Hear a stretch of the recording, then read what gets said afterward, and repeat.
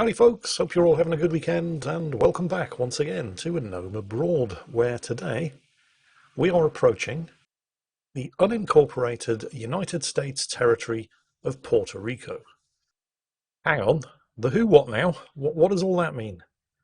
Well, debate has been going on for some time as to whether or not Puerto Rico should remain an unincorporated territory, become a US state, or an independent country. But right now, it's an unincorporated territory, which means that they do enjoy some of the same rights as other US citizens, and they have been considered US citizens since 1917, but they don't enjoy the right to vote for Congress or for the president, although they do enjoy the right to pay federal taxes.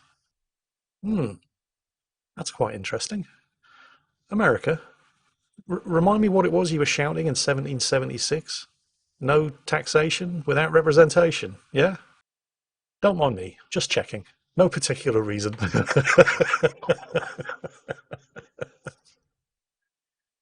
You know, considering something like 41% of my viewers actually come from the USA, I do like living dangerously here, don't I?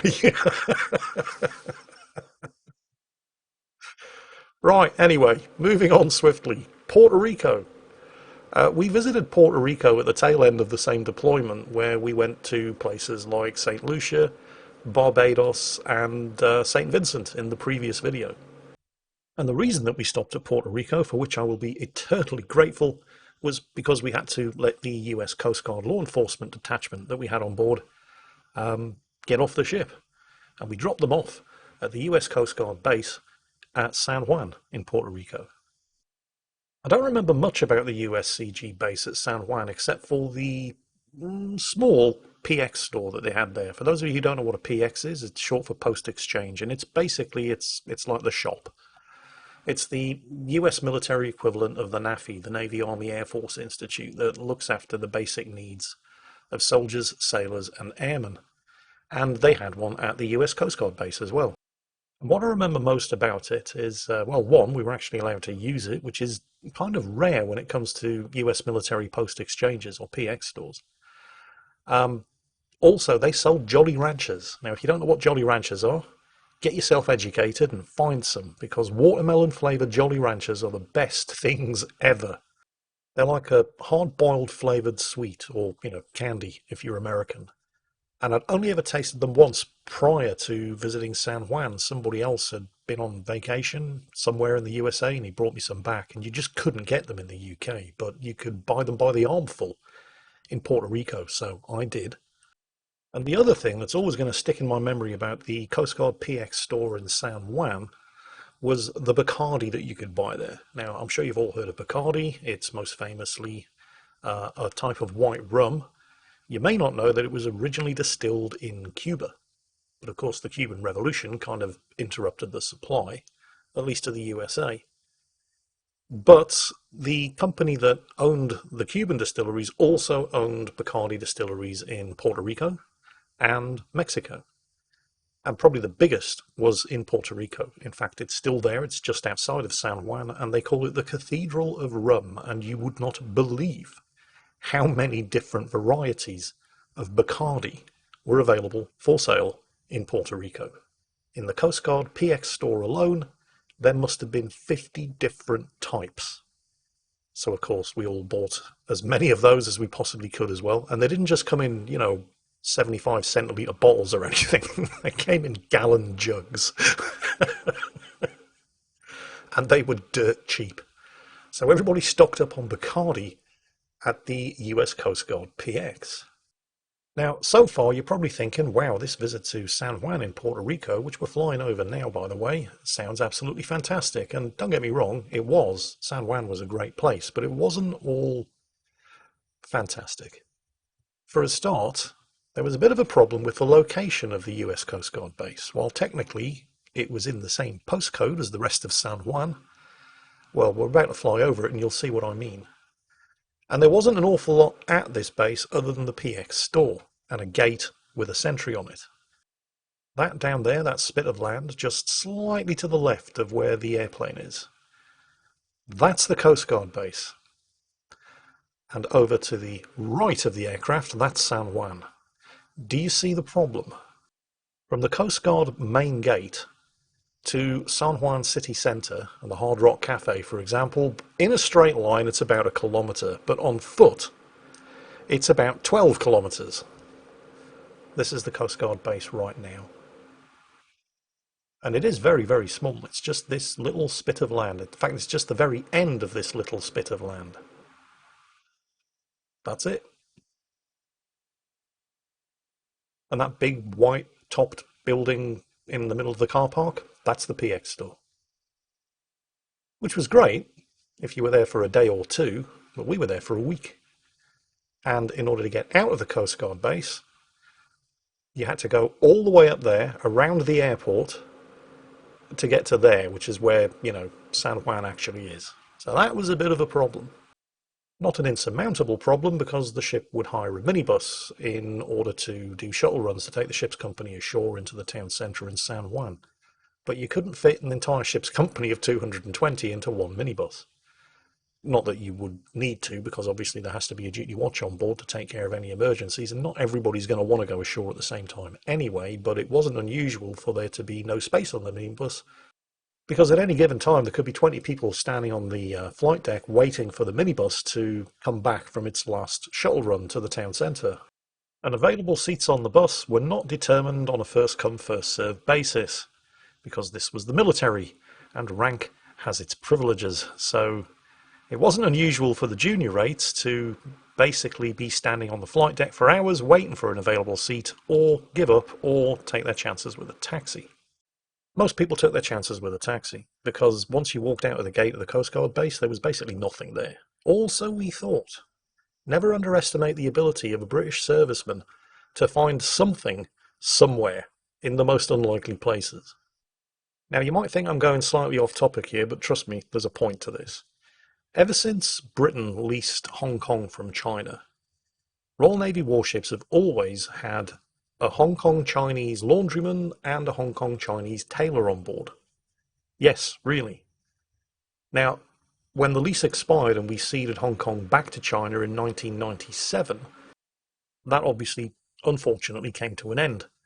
But the company, Worldwide Laundry Services, who had the contract for supplying tailors and laundrymen to Royal Navy warships, weren't going to take no for an answer, and so they came up with an alternative and started offering contracts to members of the battalion of Gurkhas who were retiring from the British Army. The Gurkhas, of course, legendary fighting men from Nepal. And our number one laundryman was a former Gurkha sergeant and company marksman who went by the name of Durga Gurung. Of course, the most immediate consequence when Worldwide Laundry Services stopped recruiting Hong Kong Chinese laundrymen and started recruiting ex-Gurkha laundrymen was that everybody paid their laundry bills on time. Because you don't mess around with the Gurkhas if you know what's good for you.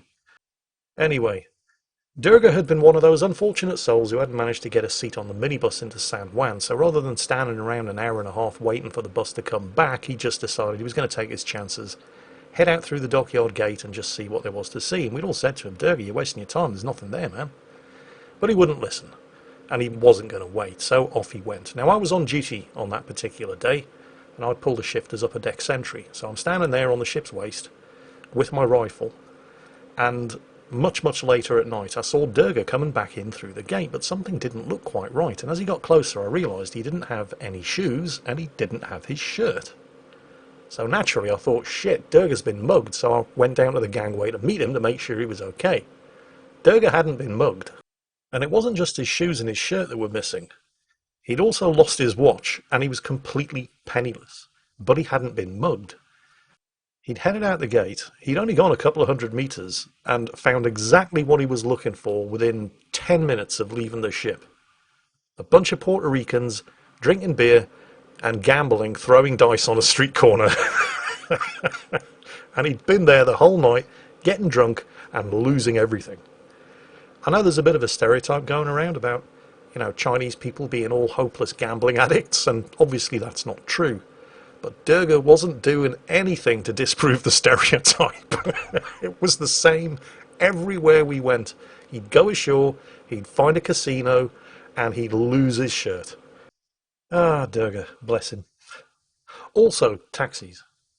This was something that I first experienced in Istanbul in Turkey, but it was the same in Puerto Rico, and it's the same nearly everywhere you go. And I'm not talking about taxis overcharging and ripping off tourists and foreign sailors. I mean, yeah, that happens, but we don't really care. We expect it to happen. We know it's going to happen, but we don't mind because we're still, I mean, the exchange rates and the local economy mean that even though we are getting ripped off, we're still not paying a lot. So we don't really care. No, I'm talking about the fact that every single time we got into a taxi, the taxi driver wouldn't even ask us where we wanted to go because he already knew where he was going to take us, and it was the same everywhere. Hey boys, I show you good time, special price, take you good place. Every taxi you get into. And of course, every place he took you was owned by a member of his family. The taxi firm was run by a family, and they would only take you to nightclubs and casinos and places that were also owned by their cousins or their brothers or their uncles or whatever. So you'd get into one of these taxis and he'd take you someplace, and you get out the taxi and go in, and half of the ship's company were in there because they were all getting into the same taxis that were taking them to the same places, and you're thinking, bloody hell, I went ashore to get away from you lot. However, there are certain places in the world where, if a bunch of you get into one of these taxis and the taxi driver promises to show you a good time, well, there are certain places where they'll drive you into the middle of nowhere where there's a bunch of people with knives waiting to rob you. That happened not nearly as often as you might think. But generally speaking, they will take you to a decent place where you are going to have a good time, and it's usually wise to let the taxi driver take you. Because, unlike in Venice, for example, where it's best to go off the beaten track and head down the side streets and alleyways, and you'll find some fantastic little cafes, bars and restaurants that you wouldn't otherwise find, in other places it's wise to follow the taxi driver's recommendation because he'll take you someplace safe, where the worst thing that will happen to you is you'll spend an awful lot of money on food and alcohol. In San Juan, follow the taxi driver's recommendation, because a number of our ship's company decided they were going to head off the beaten track and not go to the San Juan Hard Rock Cafe, which, by the way, was the first Hard Rock Cafe I ever visited, and I still have the t-shirt to this day. A couple of our ship's company decided they wanted to go adventuring, and they ended up in a bar that they really shouldn't have gone into. It didn't look like anything special from the outside. There were a couple of fellas standing on the door who tried to stop them from going in, told them it was closed, but they'd had a couple of beers before they arrived at this place, and they weren't taking no for an answer. And they could see through the windows that there was a guy standing behind the bar, and there was at least one customer sitting in a table at the back. So in they went. Started demanding service. The bartender apparently looked over to the guy sitting at the back, who just looked up from his newspaper, nodded, and the bartender started serving them beer. They hadn't finished their first beer when the guys who were standing outside came in with baseball bats and invited them to leave. At this point, they hadn't had quite enough to drink that they couldn't take the hint, so leave they did. And once they got out into the street, cars pulled up at both ends of the street, blocking off the road, and about a dozen extremely large Puerto Rican gentlemen, armed with baseball bats, lengths of 2x4 and steel pipes, got out and started to give our guys the kicking of their lives. Fortunately, the police arrived within a couple of minutes and proceeded to make some arrests. None of the Puerto Ricans, no, they arrested our ship's company. But getting arrested by the Puerto Rican police was actually what saved our ship's company's lives.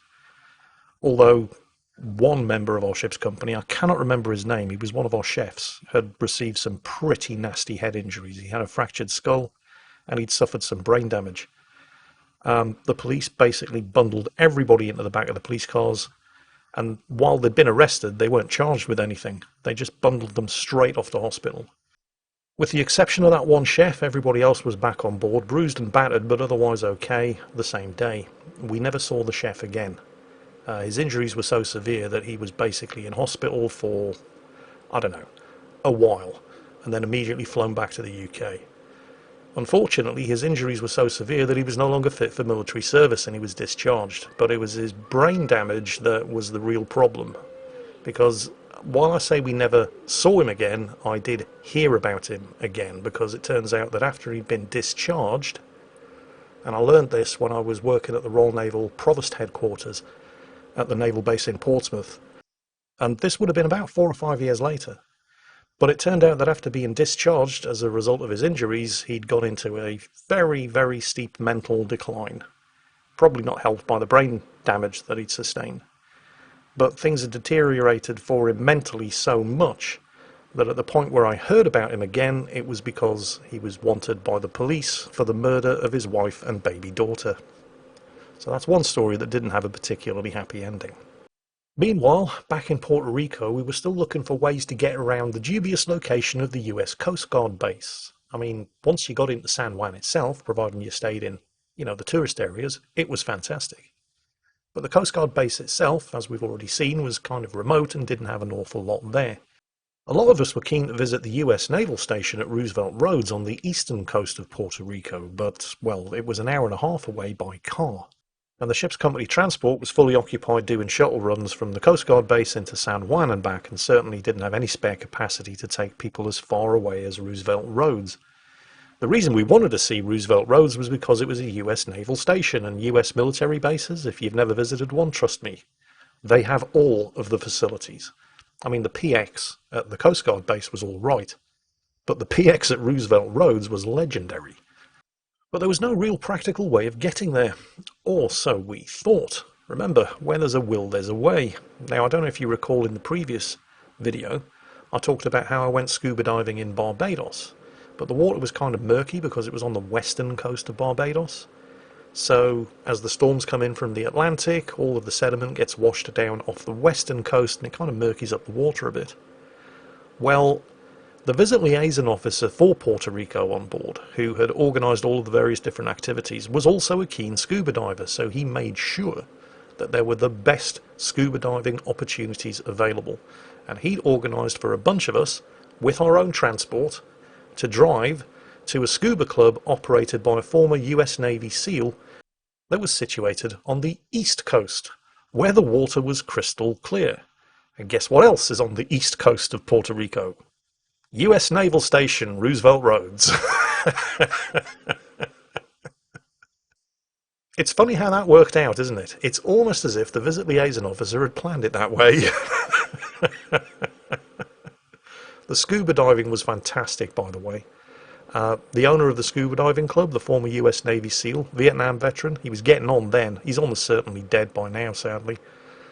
You know who he looked like? Have you seen the movie Old School? You know, Blue from Old School. That was him. It was the spitting image of this guy. He was a fantastic tour guide. He must have been 70 years old if he was a day, and I'll bet you he'd have still kicked all of our asses. Well, it was a great day scuba diving. He took us to some fantastic dive spots in the most beautiful crystal clear water. Afterwards, he treated us to a barbecue and a couple of cold beers, and then we said goodbye, thanked him, and headed back to the ship. No, of course we didn't. We went straight to the US Naval Station at Roosevelt Roads and hit the PX, which was like the size of a shopping mall, because of course it was. It was a US Naval Station. Roosevelt Roads closed down in 2004, by the way. So if you fly over it today in Microsoft Flight Sim, you won't see an awful lot. But the PX building is still there, apparently. I recognised it from the air. And that's it, right there. That's the first place I ever had a Wendy's. Everybody was raving about it. So you've got to go to the PX at Roosevelt Roads. They've got a Wendy's there. I was like, what the hell's a Wendy's? It's like McDonald's, but better. And yeah, it was all right, but I don't understand why everybody was raving about it. Well, anyway, since the US Navy pulled out, they've definitely built an airport here. And there were plans for it to become one of the SpaceX launch sites, but nothing ever came of it. Still, one extremely unfortunate incident aside, it was a great place to visit when I was there, and like I said, I've still got the t-shirt from the San Juan Hard Rock Cafe, the first time I ever visited a Hard Rock Cafe, and I made the effort to try to visit a Hard Rock Cafe and get a t-shirt or a commemorative glass everywhere else I went since then, and I have built up quite the collection. So, that was Puerto Rico. I hope you enjoyed the video, I hope you're all having a great weekend, and as always, take care, stay safe, and I'll catch you next time.